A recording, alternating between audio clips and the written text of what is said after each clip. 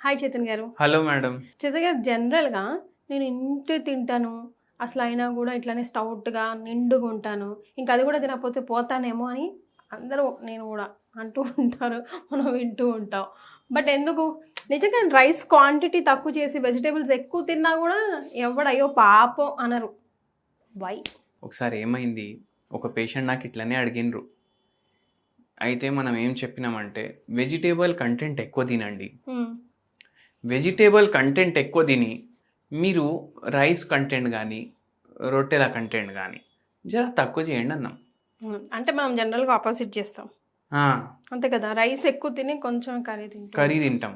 ఇప్పుడు ఏం చేసిండ్రు పేషెంట్ అంటే కర్రీ ఎక్కువ తినమంటే ఇప్పుడు పేషెంట్కి ఏం అలవాటు అంటే వారంలో 5 రోజులు మటన్ చికెన్ కావాలి. అయితే నెక్స్ట్ విజిట్లో వచ్చిండ్రు 2 నెలల తర్వాత, డాక్టర్ గారు మీరు చెప్పినట్టే మేము కర్రీ ఇంత ఇంత వేసుకున్నాము అండ్ రొట్టె ఇంకా రైస్ తక్కువ చేసినాం, ఏం కర్రీలు తిన్నారండి అనేసి అడిగితే ఏముంది సార్ చికెన్ ఎక్కువ తింటాం మటన్ ఎక్కువ తింటాం, ఏది వండుకున్నా దాంట్లో చికెన్ మటన్ వేస్తాం అనేసి అన్నారు. ఓకే. మళ్ళీ దాంట్లో అన్ని మసాలాలు వేస్తాం నూనె వేస్తాం అంది. అరే నేను మొత్తం చెప్పిన కదా ఫ్రైడ్ ఫుడ్ తినొద్దు నూనె ఎక్కువ తినొద్దు. అవును ఫ్రై చేసి తింటలేం కదా, కుకింగ్లో నూనె ఎక్కువ వేస్తున్నాం అది ఇదని అన్నారు. అయితే మనం చెప్పినాం కాదండి మీరు వండుకునే దాంట్లో కూడా నూనె తక్కువ వేయాలి, ఎక్కువ నూనె తినొద్దు అంటే ఓన్లీ ఫ్రైడ్ ఫుడ్ తినుడు కాదు. ఇప్పుడు మనం పేషెంట్కి చెప్తాం ఎక్కువ నూనె తినకండి, అయితే వాళ్ళు ఏం నోషన్లో ఉంటారంటే ఎక్కువ నూనె అంటే ఫ్రైవి తినొద్దు, పాపళ్ళు తినొద్దు, అప్పడాలు తినొద్దు, వడయాలు తినొద్దు, గవి మనం ఏంది కర్రీ చేసుకుంటున్నాం కదా, ఎవరు ఆలోచించారు నేను కర్రీలో కూడా ఎక్కువ నూనె వేస్తుండొచ్చు. అవును కానీ చేతన్ గారు, ఇప్పుడు ఫర్ ఎగ్జాంపుల్ మనం 1 kg వండినప్పుడు ఇంత ఆయిల్ వేసాము అనుకుందాం, మనం మన పోర్షన్కి ఇంతే కదా చేతన్ గారు ఆయిల్ వచ్చేది, అది కూడా ఎఫెక్ట్ అవుతుంది అంటారా? మీరు 1 టీ స్పూన్ అంటున్నారు కానీ మీరు చూడండి ఎంతో మంది ఇంట్లో ఇట్లా తేలుతుంది నూనె. అంటే ఆ భగవన గిన్నె ఉందనుకోండి, దాంట్లో ఇంత లేయర్ కర్రీ ఉందనుకోండి, మళ్ళీ దానిపైన ఇంత లేయర్ నూనె ఉంటది, ఉన్నా కూడా మన పోర్షన్ లో అంత రాదు కదా, వస్తుంది మొత్తం ఫ్యాట్ కంటెంట్ ఫుడ్ లో దిగుతుంది, అది మ్యాటర్స్. అందుకే అట్లా ప్రాబ్లం కదా, మళ్ళీ అది కూడా సాచురేటెడ్ ఫ్యాట్. అది మనం ఏమనుకుంటాం పైనకెళ్ళి తేలితే జర టిష్యూ పేపర్ వేసి తీసి పడేద్దాం టేస్ట్ అంతే వస్తుంది. ఆ టేస్ట్ ఎందుకు వస్తుంది ఎవరు ఆలోచిస్తలేరు. ఎంతసేపు ఉడుకుతుంది కదా నూనెలో అంత టేస్ట్ మీకు ఎక్కువసేపు నాలుక పైన ఉంటుంది. బిర్యానీ తిన్నప్పుడు ఆయిల్ కనిపిస్తుందా? కానీ దాంట్లో కూడా ఫుల్ ఉంటుంది fat. Correct. Over cooked food, ఇట్లా ఆయిల్లో ఓవర్ కుక్ చేసిన ఫుడ్లు ఇవన్నీ కూడా అవాయిడ్ చేయాలి. మనం ఏమంటాం సగం తినండి. ఇప్పుడు పేషెంట్ ఏమంటే నేను ఇంతే తింటా, దాంట్లో కూడా ఇంకా ఎంత చేయాలి? అరే దాంట్లో ఉన్న క్వాలిటీ చూడండి మీరు. ఇప్పుడు మీరు కిలో బిర్యానీ తిన్నారు, కిలో బర్గర్ తిన్నారు, కిలో పప్పు అన్నం తిన్నారు, కిలో ఏమో సాలెడ్లు తిన్నారు, అన్ని కిలో కిలో కిలోనే కదా.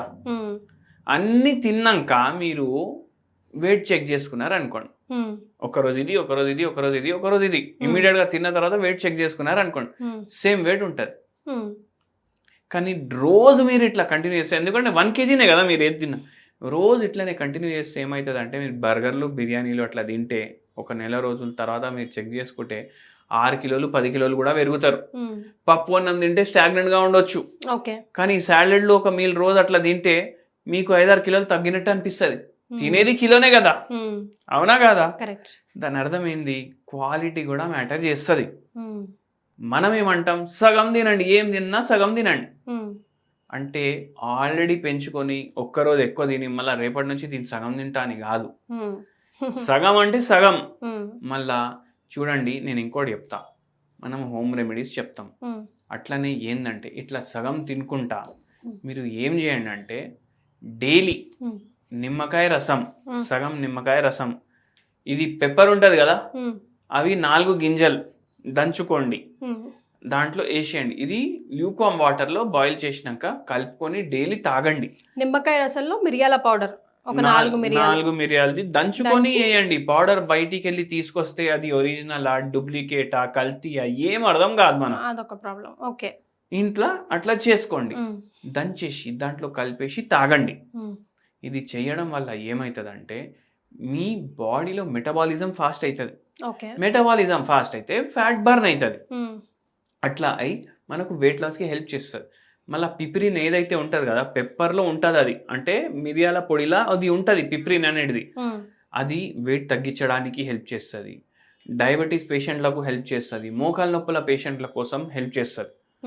వెరీ ఇంపార్టెంట్ ఏంటంటే, మనము ఇప్పుడు ఒకటి అడుగుతాను మీకు, మనం ఇంటి బయటికి పోయేటప్పుడు షాపింగ్కి జేబులో పైసలు ఉన్నాయా లేవా చెక్ చేసుకుంటామా లేదా? ఎందుకు? అక్కడ పోతే కొననీకి రాదు పైసలు లేకపోతే. అవునండి. అంటే ఏంది, ఆర్థికంగా మనం మంచిగా ఉంటేనే అది కొంటాం వస్తువు పోయేది షాపింగ్కి. అట్లనే మనం హెల్త్ గురించి ఆలోచించి ఇయర్లీ ఒకసారి మన బాడీలో అన్ని చక్కగా ఉన్నాయా లేవా అని ఎందుకు చెక్ చేసుకోం? హెల్త్ చెకప్ మస్ట్ అంటారు. హెల్త్ చెకప్ చేయించుకోవాలి. మనకి ఏముంది లోపం, అచ్చా మీరు ఇంతే తింటున్నారు అయినా తగ్గట్లేదు, మీకు షుగర్ వ్యాధి ఉండొచ్చు, ఏదో హార్మోన్ ప్రాబ్లం ఉండొచ్చు, పీసీఓడి ఉండొచ్చు, ఫైబ్రాయిడ్ ఇన్ యూట్రస్ ఉండొచ్చు, స్లీప్ డిజార్డర్ తోటి ఏమైనా ఇష్యూస్ ఉండొచ్చు. మళ్ళీ ఇంకోటి, ఇప్పుడు నేను ఈ హోమ్ రెమెడీ చెప్పినా కదా, అందరు ఏం చేస్తారు, ఇంకేంది డాక్టర్ గారు చెప్పారు కదా హోమ్ రెమెడీ, రోజు ఆయన ఒక్కసారి తాగుతున్నాడు కదా 4 సార్లు తాగుదాం, ఆయన ఒక్కసారి తాగమంటే 4 సార్లు తాగుదాం, నెలలో 5 కిలోలు తగ్గేది వారంలో 5 కిలోలు తగ్గుదాం. మళ్ళీ తినేది నడుస్తూనే ఉంటుంది, తాగేది నడుస్తూనే ఉంటుంది, చెడ్డ అలవాట్లన్నీ నడుస్తూనే ఉంటాయి. ఎడికెళ్ళి తగ్గుతాడు మనిషి? అంటే కూర్చొని నేను బర్గర్ తినాలి, నైట్ బిర్యానీ తినాలి, ఇది 4 సార్లు తాగితే నేను వెయిట్ తగ్గాలి అంటే కాదు పని.